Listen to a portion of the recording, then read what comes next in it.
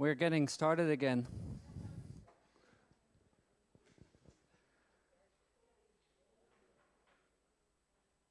First meeting, first part of the afternoon.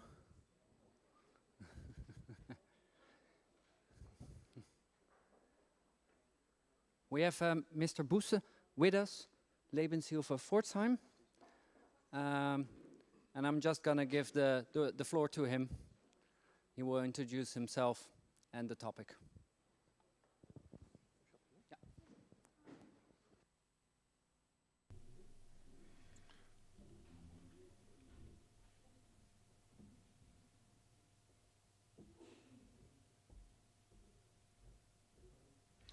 Do you hear me?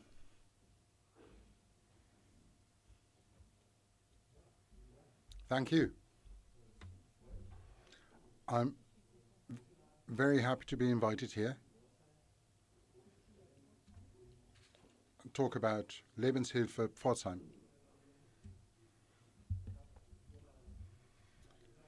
I've got a schedule here. These are the most important points. Is this better?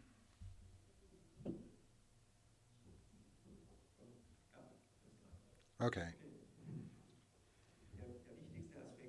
The most important point for me is on the one lower hand. The approach, practical examples, and the dialogue concerning living is for me important. I will talk about concrete examples, how to show how Lebenshilfe Pforzheim works. How do we approach living?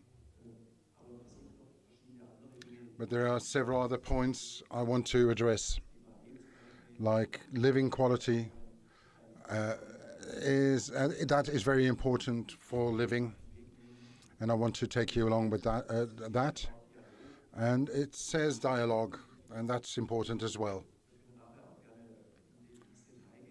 We can go into detail, and I can answer questions. Well, because living is very individual, and it's for everyone it's different. I'll talk about me a bit more later and about Lebenshilfe Pforzheim. So this is the agenda.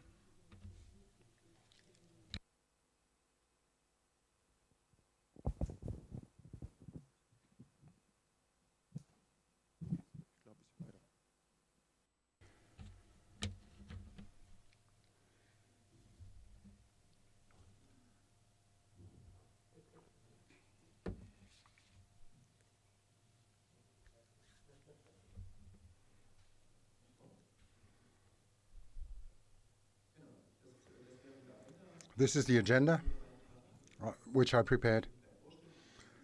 Let me introduce myself, and I'll talk about Lebenshilfe Pforzheim, and I'll talk about housing, and answer a few questions. For example, who is the expert concerning housing? I would like to talk about that with you.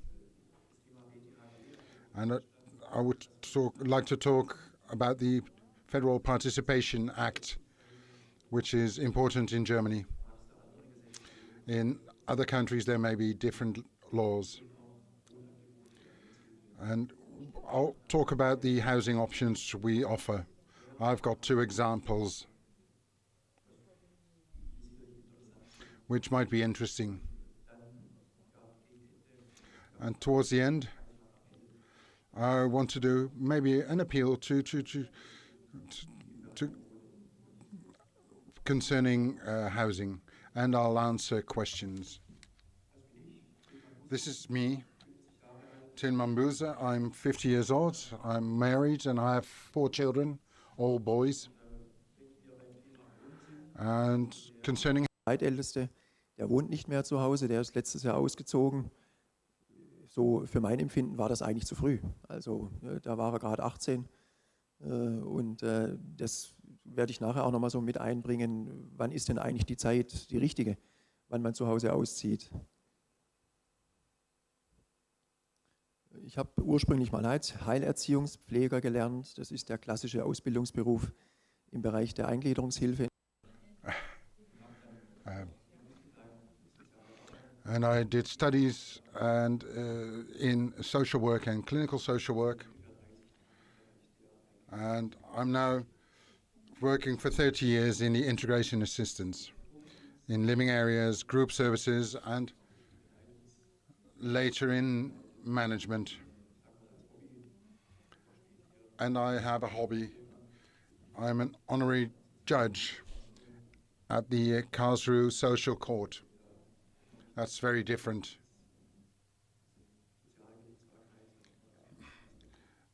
It's social justice. I approach that from a different side.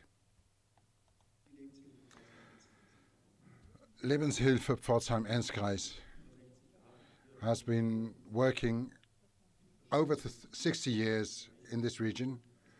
We work in different areas, like vocational training in work, like also in job coaching and workshops. But also in housing, we are active with outpatient housing or residential buildings, stationary living, we call that. And we offer daily structure, supporting care. Even for senior citizens, we have senior citizens in our houses. We also work in kindergartens and after-school care. We also have help for leisure and holiday travel, and we also give advice. We have around 1,000 customers with impairments, and we have a few hundred staff. I would like to go into the topic of housing, the theoretical framework. I want to go into the basic needs, but I'll try and keep it simple. And I'd like to enter quality criteria, which criteria are important. And like I said, who is the expert concerning housing? Who knows what's important for me concerning housing? I'll go into that later.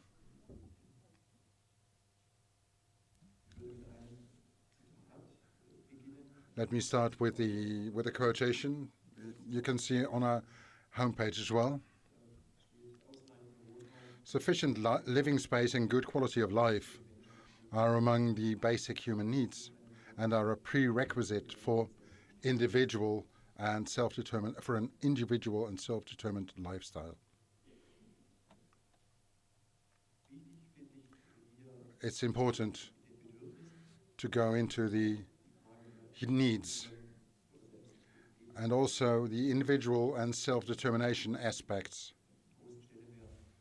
Those are very important concerning housing.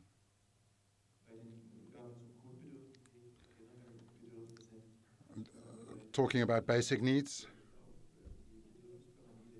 I want to go into the Maslow need pyramid. There are basic needs, like physical needs, elementary things, eating, drinking, or enough sleep. There are safety needs, security needs. I'll go into that later, so I'll skip that. There are social needs, ego needs. Let me see.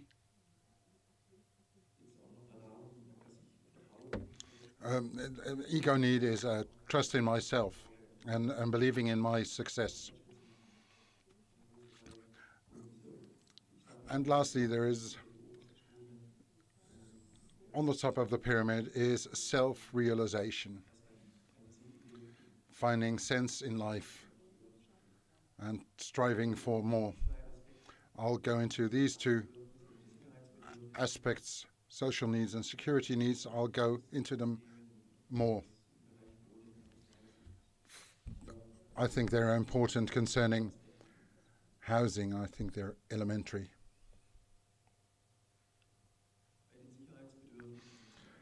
The security needs for me are a feeling of security, a freedom from fear, structure. Anyone can judge what they want. When I feel well in my home and feel safe, I get a structure. That structure gives me stability and a certain framework. And in this framework, I can live without fear and exist without fear. That's an important need, the need for security. It's especially important concerning housing. Next, we have the social needs. These are a few examples. Important are social contacts and affiliation. With whom do I interact? With whom do I have friendships or partnerships? And how am I placed in the neighborhood? Anything which is important for us in our daily life, in our housing biography, are also important in this context.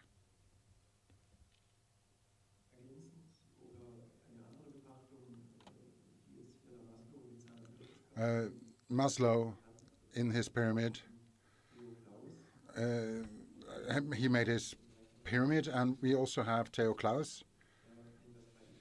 He talks about quality criteria concerning housing. These are a few, this is abbreviated. Your house should be a safe place. So it's about well-being. I should have privacy. I must be able to retreat, to feel well. Based on that, I can get into contacts and communicate with others.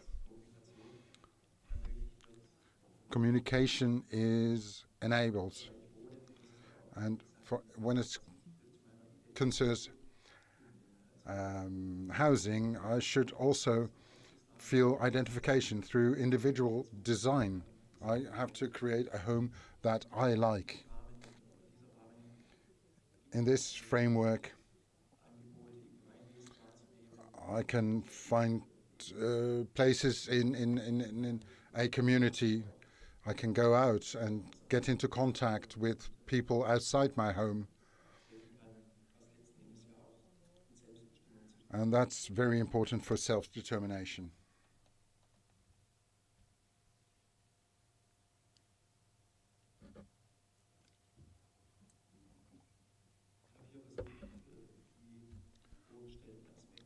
These are a few aspects from the need pyramid.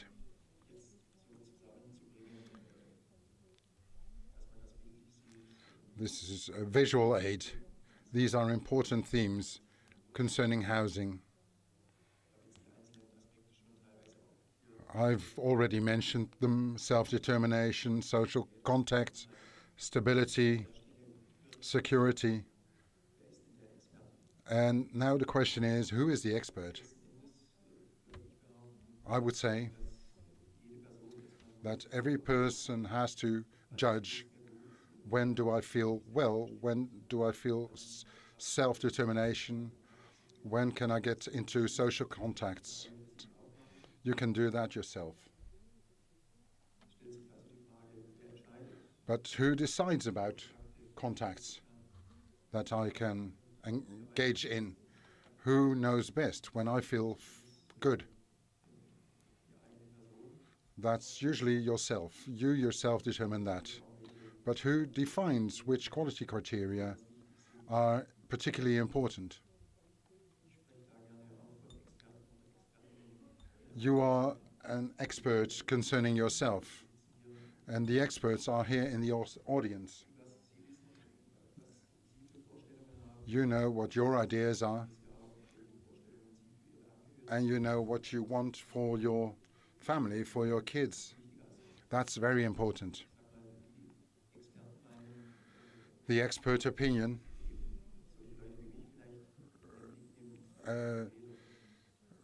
and I mean people like me or representatives of organizations, they are theoretical experts. They have offerings, but the concrete experts, the subjective experts, are the people here in the audience. Your opinion is important. And you decide together with the people around you.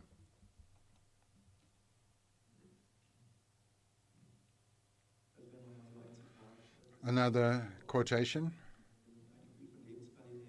A sense of quality of life cannot simply be created in another person. We can create objective frameworks. That's what we should try to create.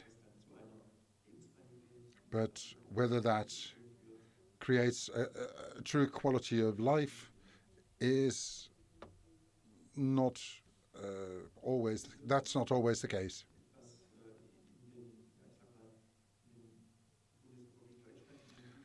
Let me go into the German situation. That's why it says framework conditions in the BTHG era, which is the Independent Partition Counseling, and it's based on the UNCRPDP, and that's we go into Article 19 of the Human Rights Convention, and that is incorporated in the Federal Participation Act. It's about assisted living within the community. You should have the same choices as other people. Inclusion in or participation in the community. And the possibility to choose your own place of residence or to choose the people you want to live with. Those are all in the Human Convention of Human Rights, in the United Nations Convention of Human Rights.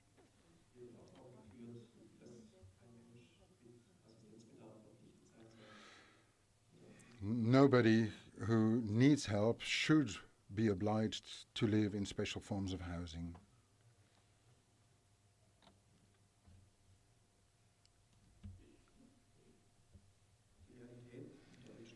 But the reality in Germany, and it's only for Germany, I can talk only for Germany, is this.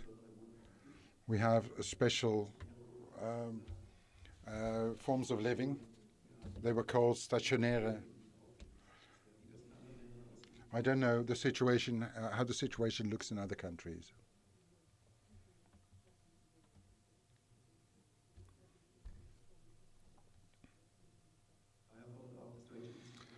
The German Institute for Human Rights has the demand that anyone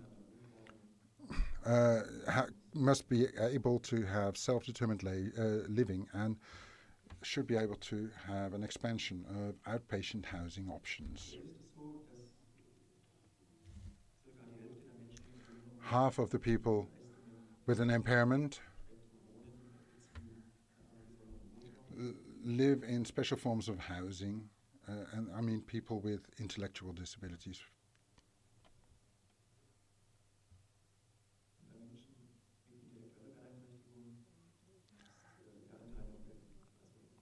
So 65% of people with intellectual disabilities live in special forms of housing.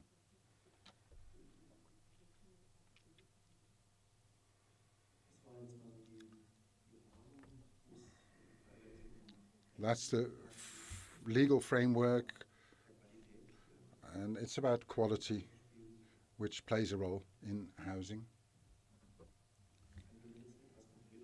Now let me be a bit more concrete for Lebenshilfe Pforzheim.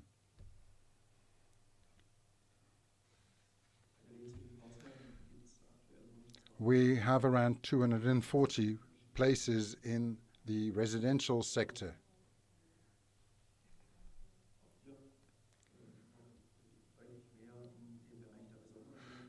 More in the special forms of housing, in stationary, and that's 170 places, 170 places for inpatient housing and 70 for outpatient.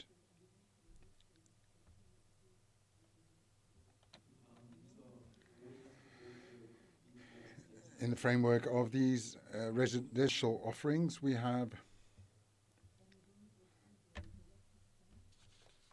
integration support in a broad spectrum. In some housing arenas, we offer 24 hours a day assistance, and for other people, it's only a few hours per week. It depends on the need for assistance.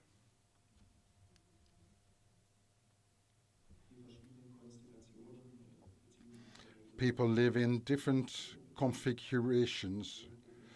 Some are in residential groups of a maximum of 8 people, but there are smaller units, smaller residential groups with only 3 people.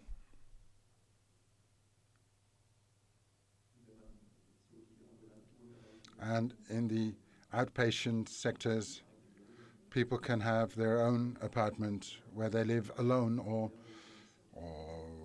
in a residential group of only 2.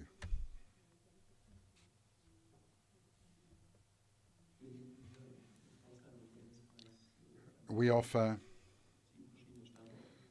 7 locations here in Pforzheim. They are very different. We have homes which are not without barriers because they have stairs.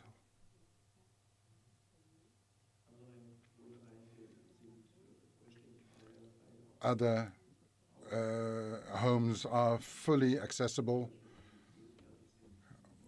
with everything on the ground floor.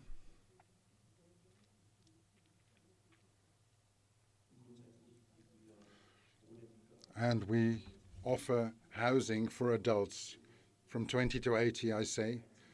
So anyone who is adult can move in,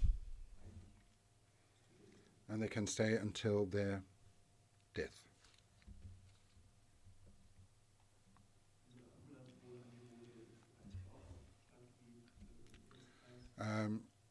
Supported living options for outpatients. We also have different locations for that. So people can rent their own homes, and then we will visit people to help them, to give them assistance.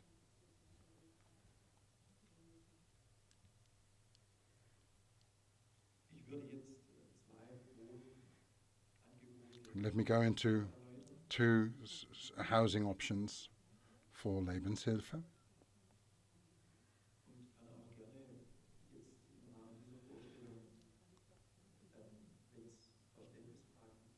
When you have questions, I can go into them right away.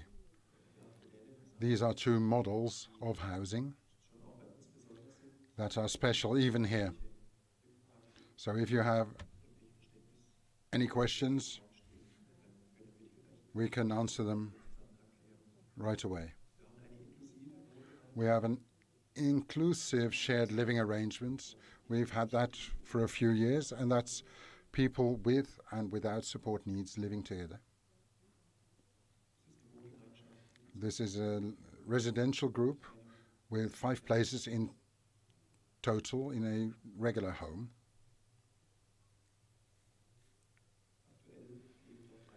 There are 3 people without and 2 people with a support need in this group.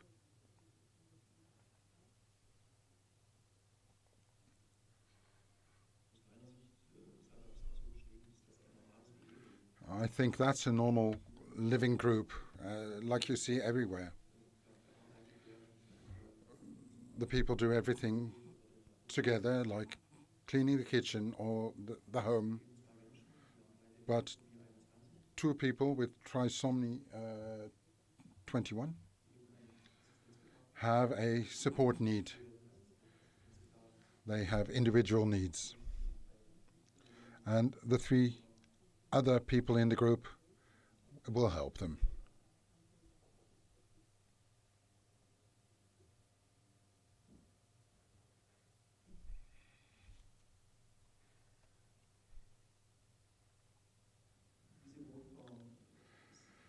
This form of living can be challenging because there's a need for close communication with all involved parties.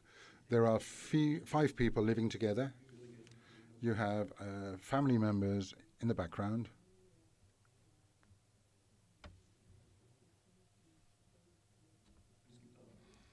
And of course, there is also the benefits agency. The benefits agency finances the assistance and the housing.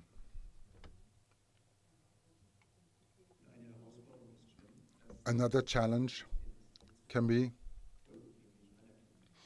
that the benefits agency recognizes the need for assistance. One person with an assistance need can be scared at night, especially during storms. At that point, she needs assistance. Assistance givers have to come in to help the woman relax. That can be at night.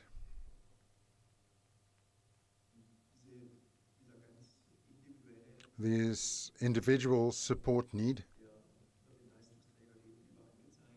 is indicated towards the benefits agency, and the agency has to recognize that need.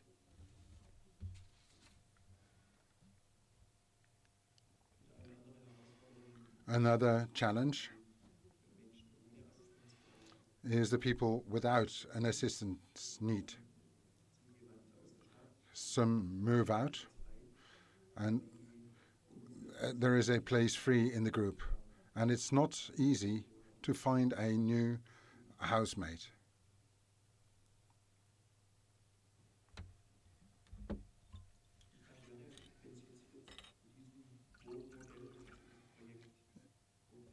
If you have questions about this form of residence, you can ask that now.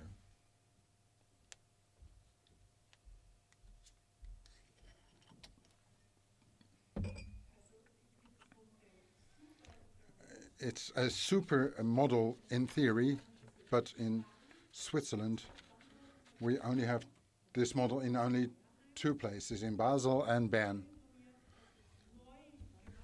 A friend of mine has done that in Basel, but it doesn't work in practice. Sorry to say that. My question is, what do the people without an assistance need, what do they get? Do they get money, or do they live for free? They have to get something, because otherwise no one would like to get up at night to give assistance. The 3 people without assistance need work for us. And they're paid with what we get from the benefits agency. So if the benefits agency pays for 5 hours of assistance, those 3 people are paid that amount of money because they give assistance. And that's how these people finance a part of their rent.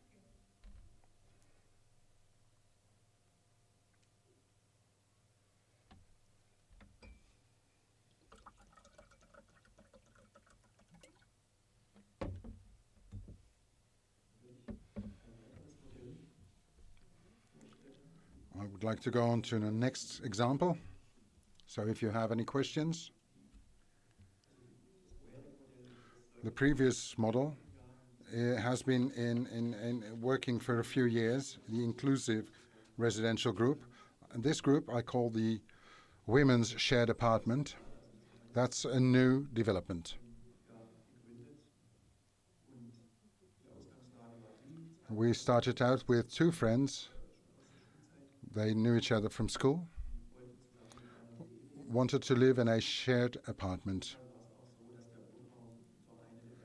The home was provided through one of the families. It was a home that came free, and the family said we can start this project there. I would call this a normal residential group home.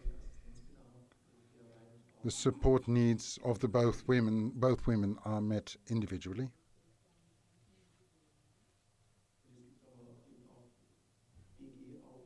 And there are shared tasks that are completed by the 2 ladies or with guidance.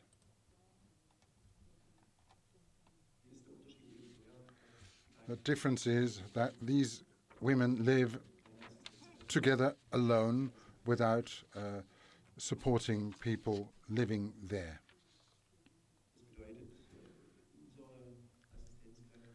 Our staff visit the home every day for several hours,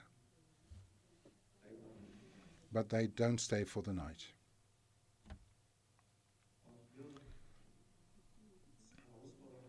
There are challenges.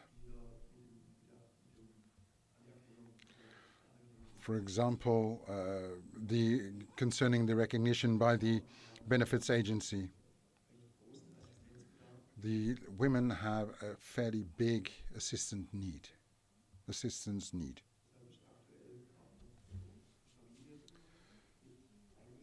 That's why the family is still involved. Is often involved in the care, but we anticipate that they slowly will withdraw. That is the intention.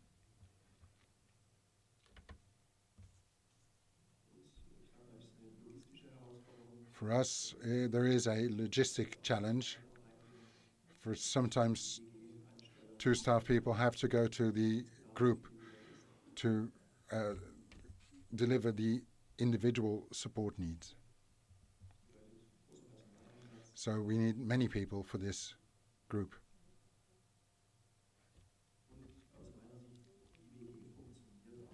And for me, this group only functions within this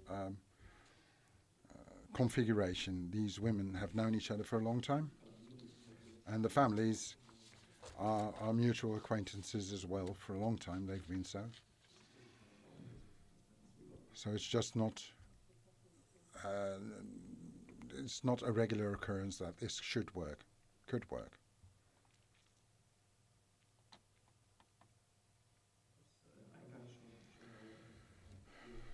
Initially, like I said, one of the questions is, last year my second child moved out too early, and then the question is, what is the right time to move out? When do you move away from home?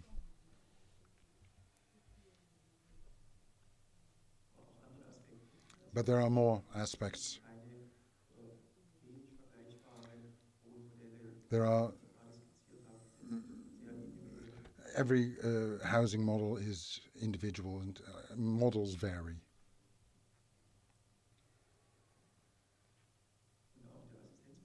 And the need for support per person can be very different.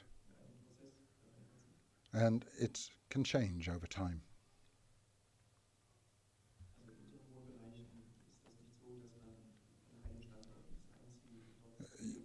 People don't move in one home and stay there for the rest of their lives.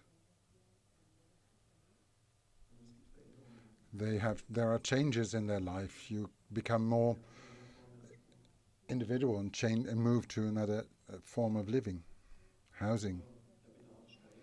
All your support needs grow, which leads to change and a need to move.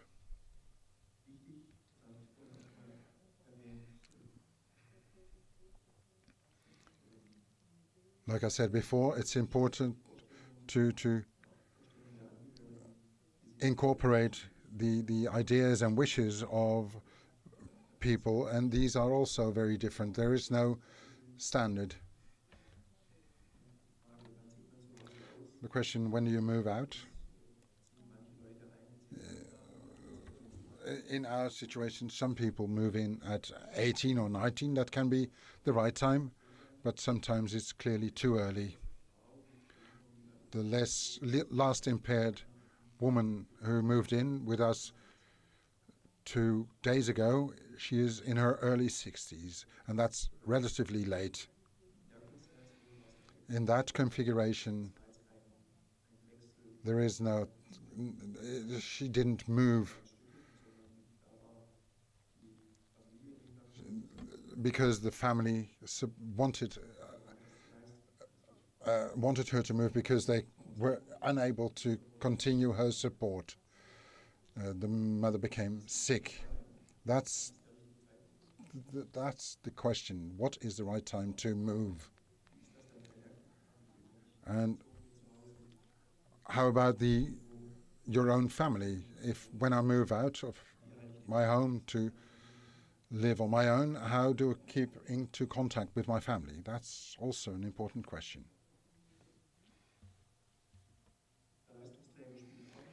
The benefits agency also plays a role. They pay everything.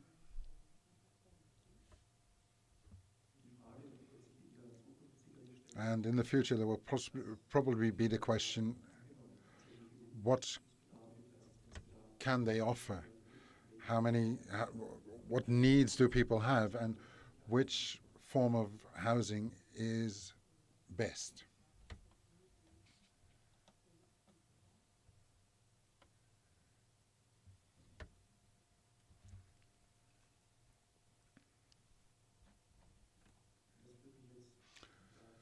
That leads me to the outlook. I would even call it an appeal.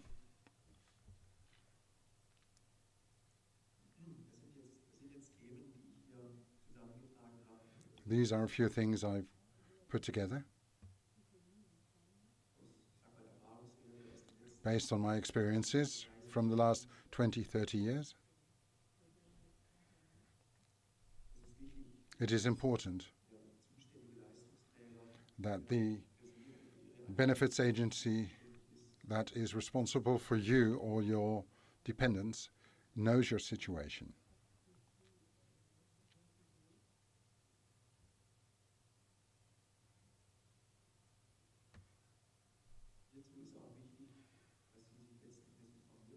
It is important to get the right information.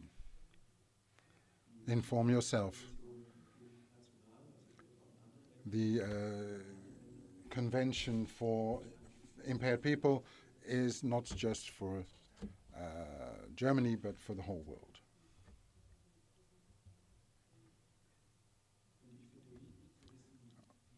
I would like to know how this law, the UN CRPD, is implemented in your region or country. What can you expect?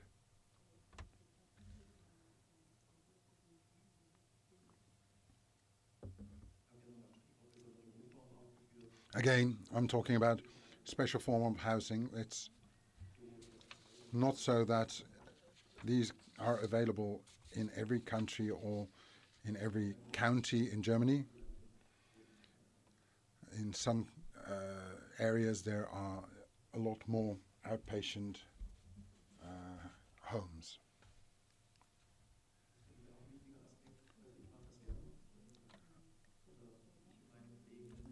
I and my colleagues like to tell people what we can offer, and we ask people to listen to us. We want to show them residential groups and even offer them to test living there for a few days.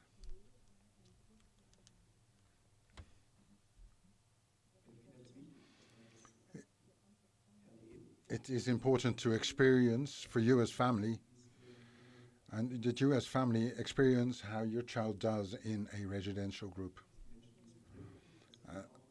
And that the people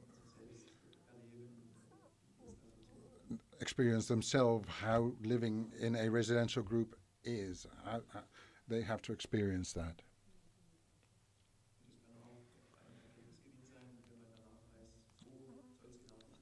And it can also be valuable to know, no, this is not the right way for us.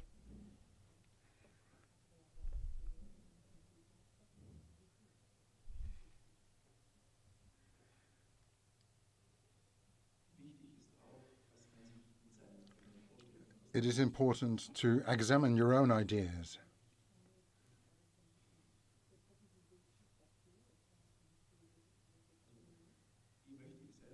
How do I want to live? I have to determine that for myself, and I can do that. You can also do that. You've probably have had a few configurations in your own life. And you should also have an idea of how your kids should live in the future, their living home situation. And what are the limits? What is the support need? How do I or how do we deal with them?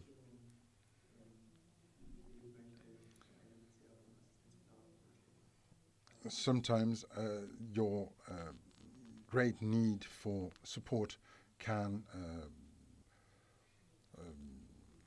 impair the moving out of a home.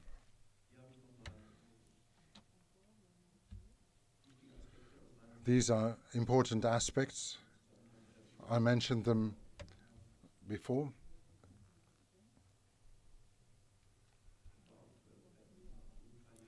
It's about home quality, living quality. These are points like self-determination, security, individuality, and even social contacts. Those are important aspects which you should take into account for the bigger picture.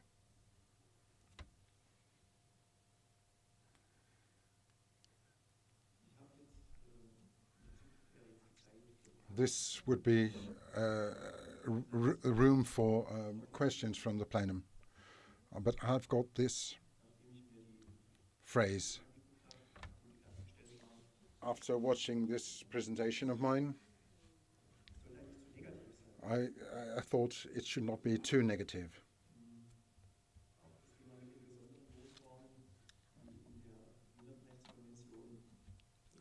The special housing, forms of housing, I want to be positive about those. There are people who love to live in a special form of housing. And it's important that we maintain, that we are still able to offer those. At the moment, we have 170 places in special forms of housing. If we would make all of them outpatients, that would create a problem on the housing market.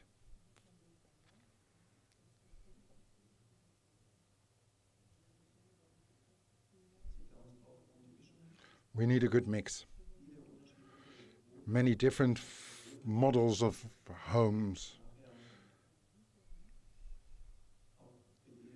So every individual with their individual needs can find the right form of housing.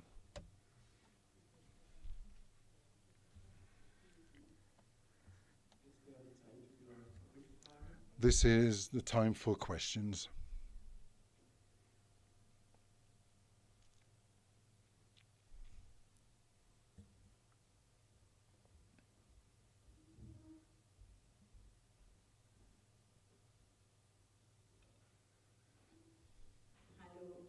Hello. I've got a question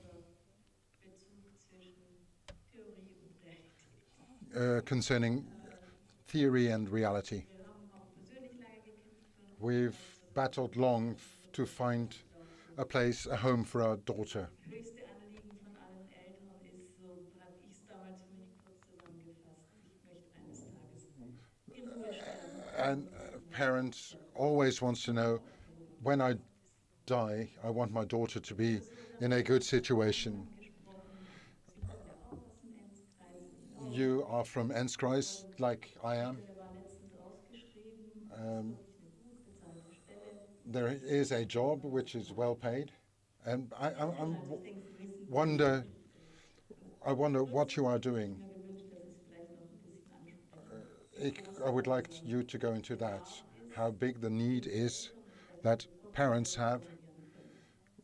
We can formulate it, but we can't translate it to concrete help.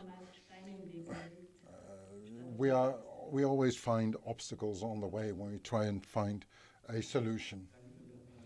Thank you for your remark. That's a painful point concerning the social plan. Social planning is the responsibility of the benefit agency.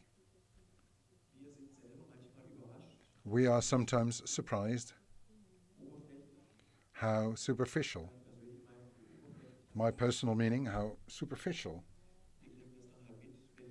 this is done. We see that when we get a request for vocational training, for example.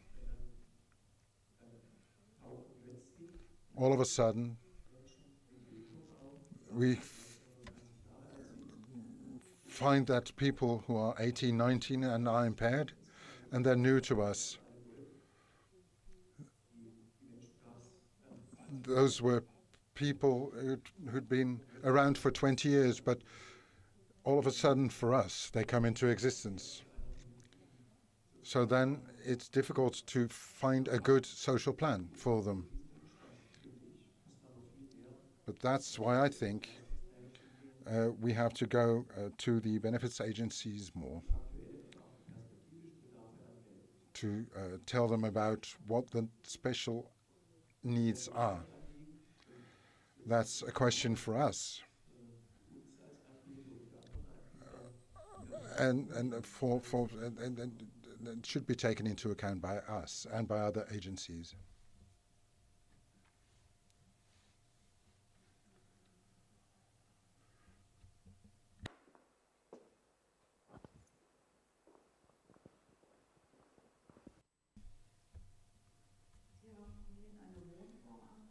You talked about a form of housing with 3 regular people and 2 impaired people. What's your experience? Do you find enough people who are prepared to give the assistance needed? It's difficult. When we started with that group, there was a spirit of conviction. But that was 10 years ago. Ever since, there have been a number of changes. The people who live there now, it's a good group. They've been there for a few years. but it's getting more difficult. We now have one open spot, and there's a limited number of people who apply. You say that in other Bundesländer there's more examples. Are you visiting them to see how that works there? There are living groups in student cities where they have more groups like this because they have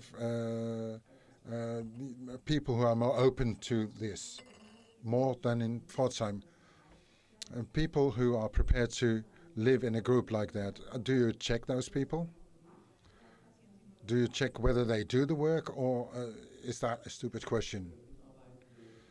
They are staff people of our Lebenshilfe, and there is a hierarchy. So we check whether they do everything. Yeah, because people who have needs cannot always vocalize their own needs. There are regular team meetings, and there is meetings with managers. Thank you.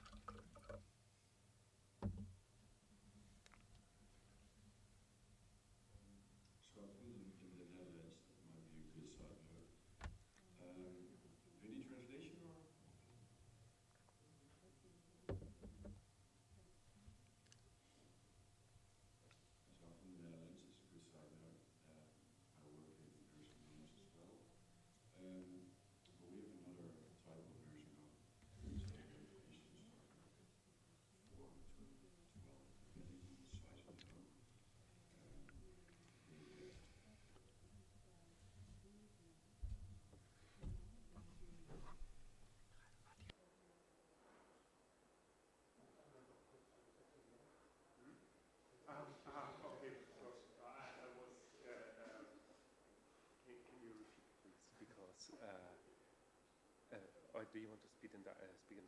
What do you want? I don't mind. In Dutch might be easier. Okay, then in Dutch, is it okay? Yep, so. Oh dear, here we go.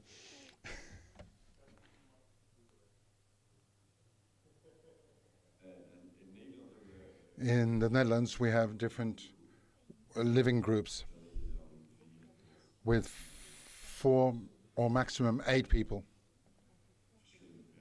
It depends on the home. We have a very different situation. Bewoners naar dagbesteding toe.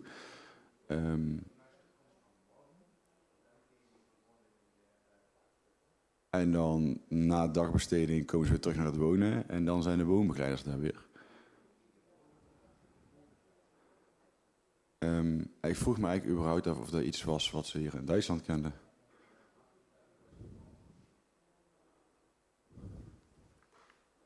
Ja, haben wir auch. Also es gibt von 0 bis 24 Stunden letzten Endes, aber es gibt auch genau solche Modelle. Morgens ist jemand für 3 Stunden im Haus und tagsüber sind alle weg und dann am Nachmittag bis zum Abend. Ja.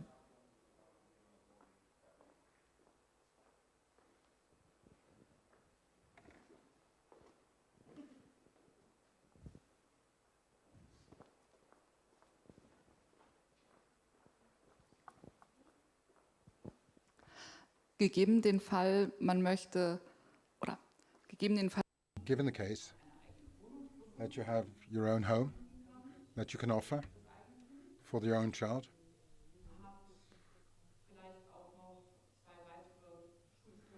and maybe you have a few friends who can move in with your child,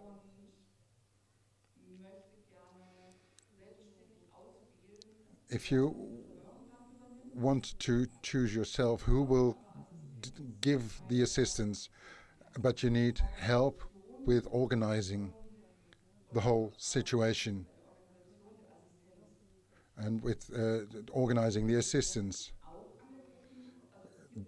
Does Lebenshilfe offer that? Do you have ideas about the support you can give? For example, legal advice, or with the there are different variants. There is the personal budget. That's an option. In our region, this seldom happens. The personal budget makes you the employer, and you find your own staff people.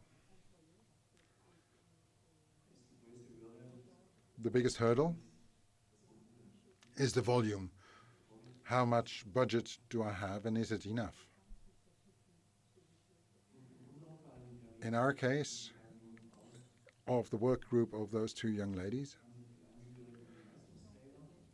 the family turned to the benefits agency, and they approached us to help create the living group, to create a good social plan, and to help with staff.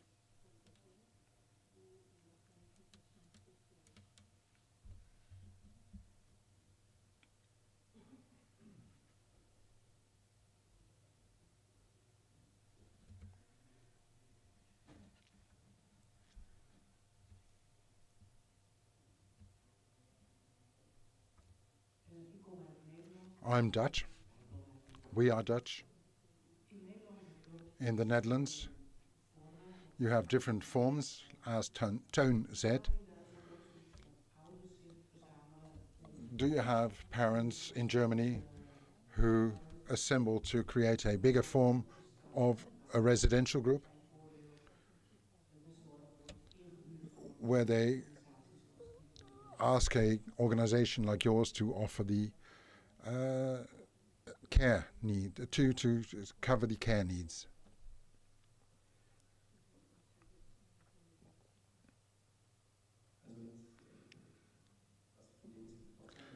Lebenshilfe Pforzheim, we don't have that.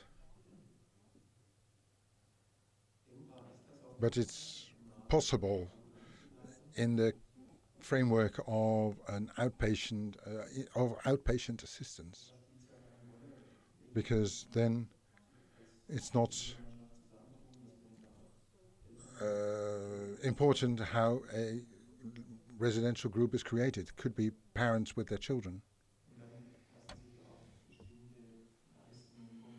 Then you can combine things. For example, you can combine money from the benefits agency and from the healthcare insurer. It's thinkable.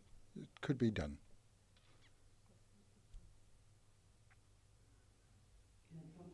Thank you. In the Netherlands, there is a housing crisis. Our children with impairments are also affected. And there is a limited number of people who still want to work in healthcare.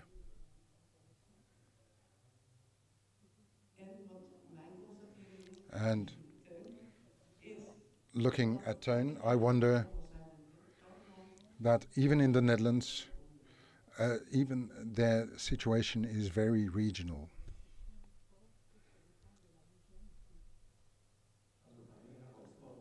Both challenges, like the home market and staffing problems, are also we are also affected immensely by that.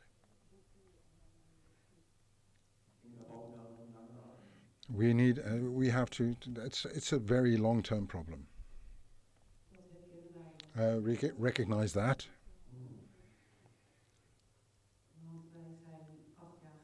Because 8 years ago, together with different other parents, We tried to start a parent initiative. And after 8 years, we think that Esme will find a home with friends. Finally. It was a very long road. And in 2028, the new home will be built and she will move in there with 12 other friends. We understand that it's very difficult for a bigger organization like yours, and I wanted to tell people who are concerning home and housing problems that it is very good to start early, start thinking early. Don't wait until your child is 20 plus. And I wish you the best of luck in realizing everything within 10 years.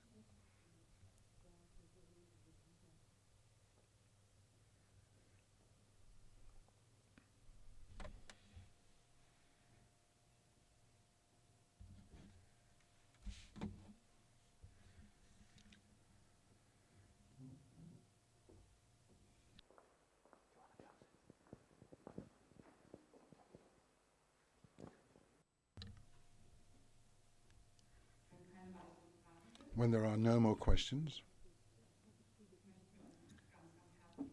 we would like to thank you.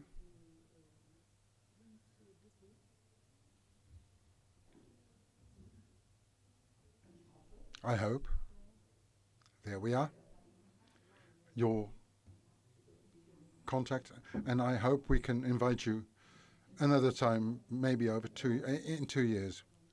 I would like that very much. Vielen Dank. Thank you very much.